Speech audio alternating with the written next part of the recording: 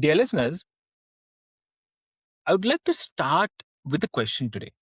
It's like, what if the most powerful piece of technology that we'll ever encounter is not an algorithm or a device, but a story, I'd say. A story someone tells themselves in the dark, a story that says that this is not where it ends. So today's guest, yes. So today's guest, I'd say, dear listeners, today's guest has spent his 21st birthday in Kuwait preparing to enter Iraq. He came home, nearly lost everything to alcohol, and then quietly rebuilt himself one word, one scene, one film at a time. And this is not a Hollywood arc. This is something more honest than that.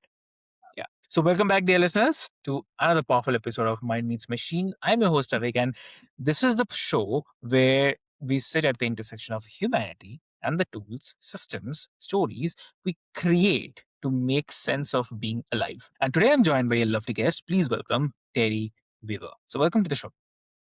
Thanks, Vic. I appreciate that. You said Amazing. we create to Yeah, stay alive and tell stories to stay alive. And I really agree with that stories do allow us to escape in life and they allow us to come alive when we tell our story. And a passionate story well told is so exactly. valuable. Yeah. Exactly. Yeah.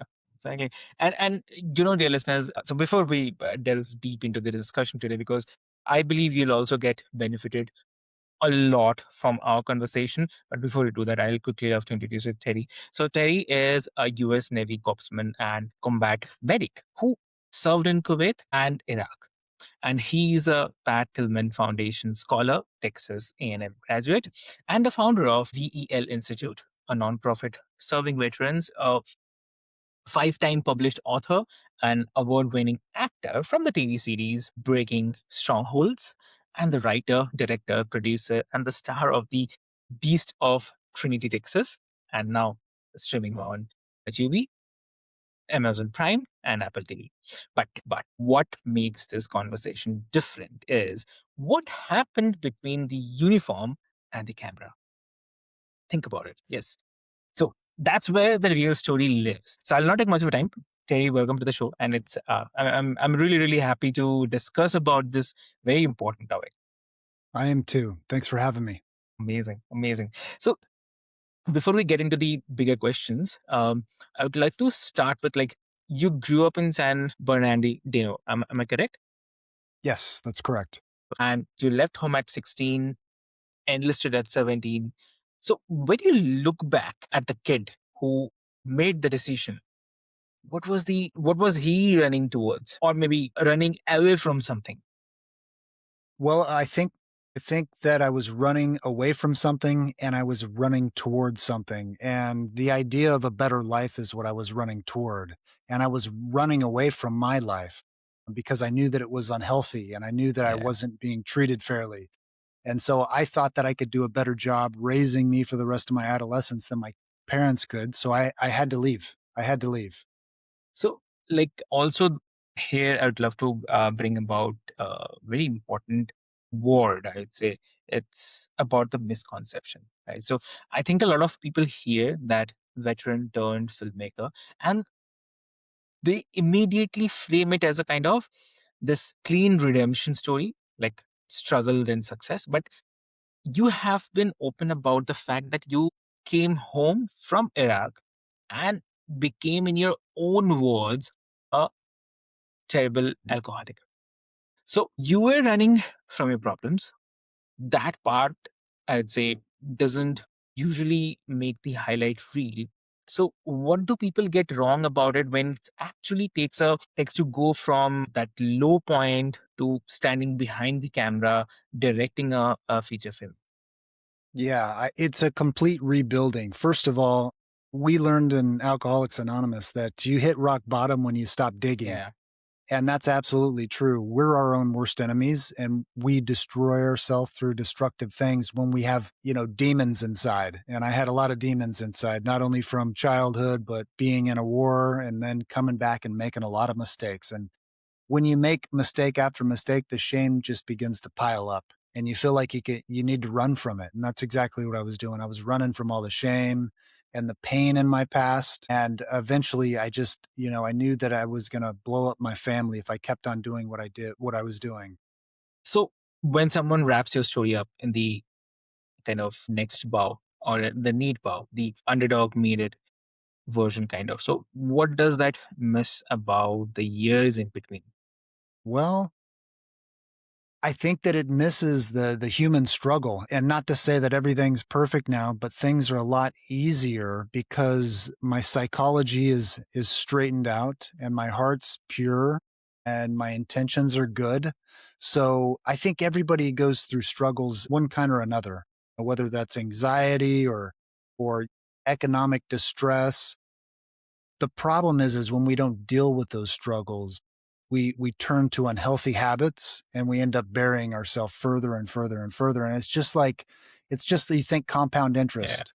This is negative compounding interest on your life Mm. when you do those kind of things. They're very destructive habits. And so I don't know if I had to go through that, but I did go through it. And I had to get to a point where I knew that I couldn't do it on myself and I needed to reach out for help. And a lot of us think that when you say, I need help, it's a Yeah, weakness, but it's in fact a strength.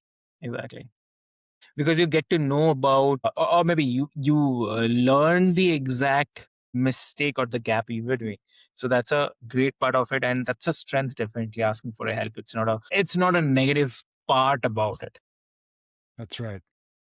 Exactly. And I really appreciate like you saying that, because I think one of the things we explore on this show is like how the systems and machines around us, whether it's a technology or media or even the stories we tell on the social media, they compress messy human experiences into a kind of clean narratives.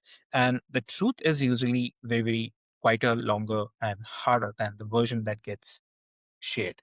So definitely, which brings me to something very deeper. It's like you have said about your marriage, about almost falling apart was the wake up call, and that's a specific moment. But where I'm curious is like about what was happening underneath before the moment, like when you're drinking, when you were running. What were you actually trying not to feel?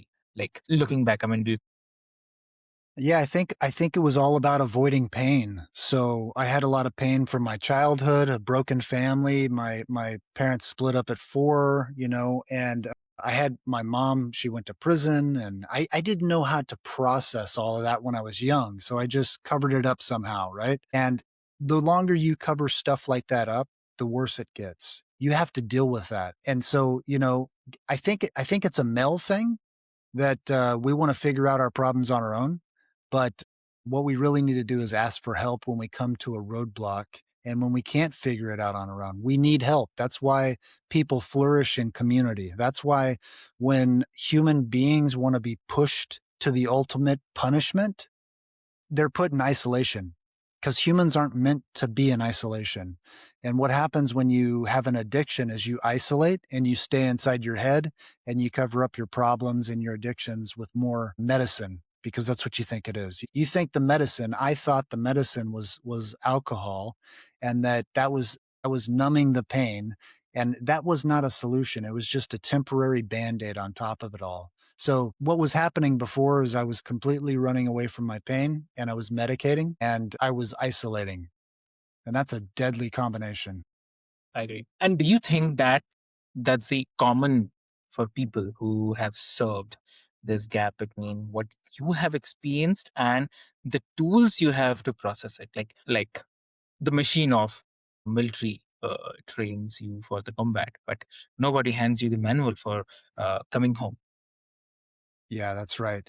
I think everybody's different and everybody's circumstances are different. So I can't really speak for everyone, but I do have a lot of friends who saw combat and, they're still working through that. I have friends that they're in a much worse place than I am. They don't want to leave their hometown. There's a lot of anxiety and depression. And so, people are very complicated, but I would say the number one factor in healing is surrendering. Surrendering and saying, I can't do this on my own. and it helps to have a higher power and it helps to have a community. And so those are the only ways that I could figure out how to heal from all the carnage in my past. And that's really, really sits with me because I mean, obviously, we talk about the machines and systems all the time, but the AI tools, platforms, but most important system like any of us runs is the kind of which is one inside our head. So when the system crashes, like no external tool can fix it until we are, or maybe that person is willing to look at the code underneath. So Yeah. yeah, definitely. Agreed. And I think our we don't credit our heart enough. Our mind and our heart are connected, and they're almost one. And when your heart's in a good place, your mind's in a good place, you have gratitude, you have openness, and you can really start to look at the world as opportunity Mm, and a way to serve and a way to improve others' lives. But you can't do that until yeah. you're healed, or at least you're working on yourself, right? Exactly. Exactly. So if we talk about the real life part, so you start rebuilding, you go to Texas and Texas and on the Patriot scholarship, you earn a business degree, then a master's in biblical studies. So you spend a decade in sales and marketing as well. So you found a nonprofit for the veterans. And then at some point, you start writing, you start acting, you eventually write, direct, produce, and obviously star in your own feature film with over 200 people involved. So I want to say, with the creative turn for a moment, what did the storytelling give you that nothing else could? Well, in retrospect, Uh, I believe that I realized how important stories are, right? We sit in front of TVs and we read books and we talk to each other. Why? Because we share stories and we absorb stories. And I think storytelling will never go away. But I really learned the power of a story in retrospect when I was looking back at my time spent in a war zone. And a good friend of mine, his name is Kyle. He, myself, and another friend used to, right in the middle of this war zone, we would take our cots and we would lay them outside of of our tent, and we would put up our mosquito netting and lay there under the stars, and he would tell us stories. And this was a hostile zone, and these stories were so funny. He was a very, very funny human being. They were so funny, we would laugh until we fell asleep. And looking back on that, I realize how powerful stories are. And I realize that people need stories because life is tough. And if we can have a good story and a good friend that can share stories with us, that's a very powerful thing. That's why I want to tell stories for the rest of my life. I didn't start writing until I was 39 years old. And I think I had to get to a place where I believed inside that I had something to offer. And that took a lot of rebuilding, and it took a lot of developing confidence. So I think creativity is huge in human potential. I think we were made to create. I heard this quote: when we're creating, we're most like God. When we're creating, we're most like God. And I thought, wow, that's powerful. And so when I'm creating, I mainly write, but I do some acting and directing. I feel most alive when I'm creating. And I just encourage everybody that listens to this podcast, doesn't matter what it is. It could be writing, it could be you could be color. I know people that love to color. I know painters, I know musicians. When you express yourself in creativity, there's something cathartic about that, and it's a storytelling medium, and it will touch other people. so, wow. And when you were making the Beast of Trinity, Texas, you have compared it to running a marathon a day for 30 straight days. Like, so you had 35 actors, 40 locations, and 20% of the budget raised with 6 weeks to go. So, what kept you from walking away? Well, what kept me from walking away was my commitment to all the people that I'd gotten involved. Now, I'd never made a movie before. I'd been in acting and I've been in fundraising for films and I've done other things around the film, but this was my first time as a filmmaker. So I did everything backwards. I just kind of tried to figure it out as I went. And I cast people and we marketed the movie. And it came down to, like you said, about 6 weeks before we're Mm. supposed to start filming. And I had all these people depending on me. And that's why I couldn't just throw my hands up and say, ah, well, I tried my best, right? I had to take it to the very edge. If I would have been one day before filming and couldn't film, I would have taken it to the very edge and said, okay, I'm 100% in or 100% out. There's something in my character, my personality. So I just had a lot of people believing in the project. I believed in the project. And then, if you believe in something and you take action, you can get people excited because there's not a lot of people out there who are doing big creative things have decided they're going to do them. Dream big. I always say dream big and cast a big vision and take care of people, and you can pretty much do anything you want. Yeah, yeah, exactly. And um, okay, and would also love to talk about the practical part of it. Like as you said, that your goal when you show up anywhere is for people to feel bigger, stronger, and more inspired than before you arrived. So definitely, it's a beautiful intention, but it lets kind of make it useful for someone listening right now. Like if someone is in their own version of that dark chapter, maybe they haven't hit the rock bottom. Maybe they are just quietly stuck, and they feel like they have lost the thread of who they are. So, what is the first thing you would tell them to do? The first thing I would remind them of is they're telling a story with their life. And whether they believe it or not, they're influencing somebody, whether that's their kid or their wife or their friend. Somebody's watching them. Oftentimes we think, oh, nobody's watching us, but people are watching us. And our influence is either positive or negative, period. It's never neutral. We're either taking people to a better place or we're taking them to a darker place. And so the trick with influence is to realize that when you change your posture from just thinking about yourself and decide that you're going to lead other people, it's a very unselfish thing and it will actually benefit you. The more you do for others, the more you're going to be benefited. And so I would encourage people to put that into action. If you're depressed, go out and help somebody and see if you don't feel better after that. So, like, I mean, and in your experience, does it matter like what the creative outset is? Does it have to be willing or a film? I mean, writing out of the film. Absolutely not. When you have an idea, whether that's a song, you start to write it. You're actually bringing something from your subconscious into reality. Think about how powerful that is. Think about how powerful that is. You're actually giving birth to an idea. Now, if you continue to focus on that and you continue to refine it and make it something beautiful that the world can use, that's going to be very valuable. I don't care if it's a poem, if it's a picture that you're coloring, a painting, it could be a movie. I don't recommend it because they're very hard. It could be a book, it could be a memoir, whatever it is. If you can create things that are valuable or give beauty to other people, you're going to change the world. It may not be overnight. It may not be on a massive scale, but you're going to change the world one person, one feeling, one message at a time. And that's an amazing thing. And I think creativity is a superpower and we all have it in us. We just have to activate it and we have to work on it. We have to hone it. We have to chisel away until we get our craft to where it's productive. But we all have Yeah. this creative source in us.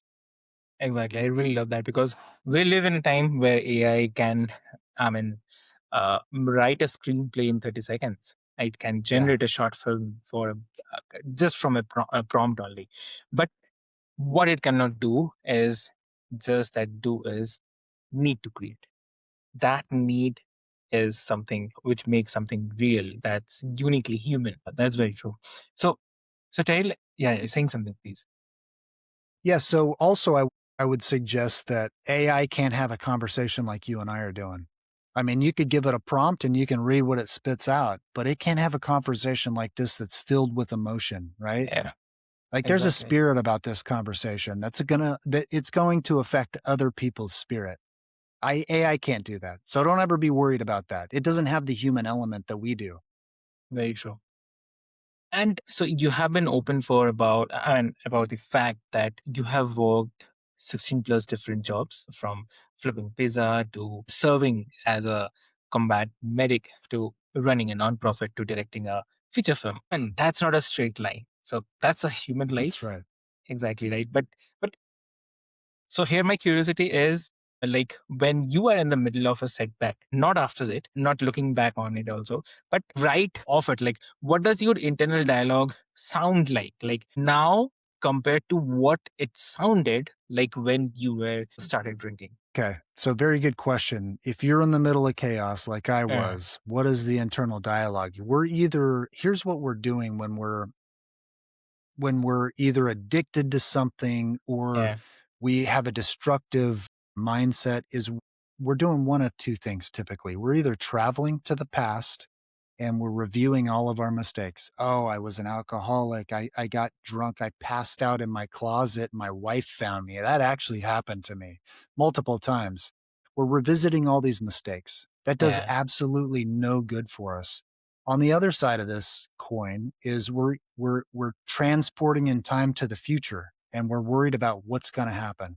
Will I ever be able to recover? Will I lose my marriage? Will my kids not love me? Will I be able to go to we get into these frenzies of traveling to the past or traveling to the future.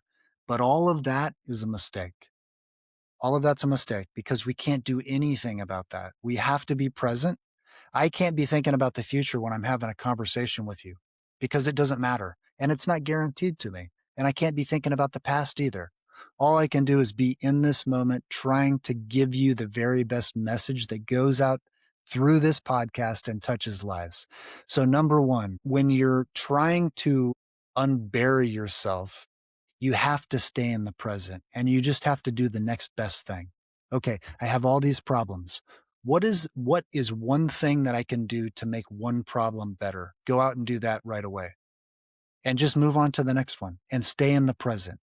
So for someone who's rebuilt themselves once and it's terrified of it falling apart again, because that fear doesn't just disappear. So how do you stay in the work without white knuckling it kind of daily? Well, again, let's go back to I call it the time machine. When I get in my time machine, I'm transporting to the past or to the future. You just asked me about what happens if it all falls apart. That's in the future. It's a fear, it's an anxiety about the future. You have to get out of that and you have to just do your very best 100% today. What can I do to ensure that the future is good? Because today's all we have, right? Yeah, I like to say, stay out of your time machine. And I'm talking to myself, not you or anybody. I tell myself, dude, stay out of your time machine because you can't do anything in that time machine. Disable it, rip the transmission out because you don't need to be in it. Exactly.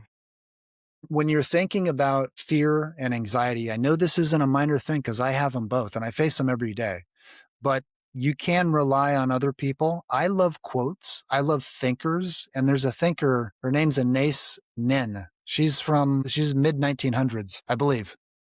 Anyway, she said, life shrinks and expands in proportion to our courage. So if you feel like your life is shrinking, add some courage. And just remember that the more courage we have, the more our life will expand. That's a really good quote to hang on to. Very true. Um, like I want to ask you something for the person who are listening right now. Maybe they'll be listening later as well. Suppose the person who hasn't told anyone how heavy things have gotten. Maybe they are also a veteran. Maybe they are not, or maybe they are just someone who's been running from something for a long time. At the end, they're tired. If you could sit across from that person right now, just two of you, what would you want them to hear? I would want them to hear that there's hope, number 1. There's always hope, but you gotta step toward it. You gotta believe it, and there's always hope. There's always hope. So, I would say, "Tell me your story." That's powerful because that just opens up a door for them to say, "Oh, I had a rough childhood." Well, tell me more about that. Tell me more about that. And what I'm trying to do is get them to share what's going on inside them. And it doesn't matter what you've done in the past. It does not matter what you've done in the past. You can do that. You can use that for good. That's what people have to know. Like you can make mistakes and you can use those for good. I made a lot of mistakes. What am I doing today? I'm sharing those mistakes with you and how I turn things around. Those stories can be used for a powerful purpose. I got a phone call yesterday from a friend whose husband just relapsed and he's in the hospital. And I the one thing that I let her know is there's hope for him, but he has to want it more than she does. So if I was sitting across the table from somebody who's struggling, I would ask them, "Do you want to get better?" Because I want you to get better, but I can't want it for more than you do. And I would tell them there's hope, but you have to want that hope and you have to move towards it. And you have to find the people, the community, the programs, a higher power to help you, to give you strength. You have to ask for help too. And if listeners wants to connect with you, how they can connect? I do a lot of writing on Substack, so terryweaver.substack.com, and I'm a little active on Facebook, so that social media platform. And then I would check out this crazy movie that we just released. It's called The Beast of Trinity, Texas, and it looks like a creature feature and a horror, but there's actually a lot of meaning packed into it, and it's a fun story. So I'd encourage people to this is again is what I was talking about. When people interact with me or this podcast or watch my movie or read my books, I want them to leave a better person than when they showed up.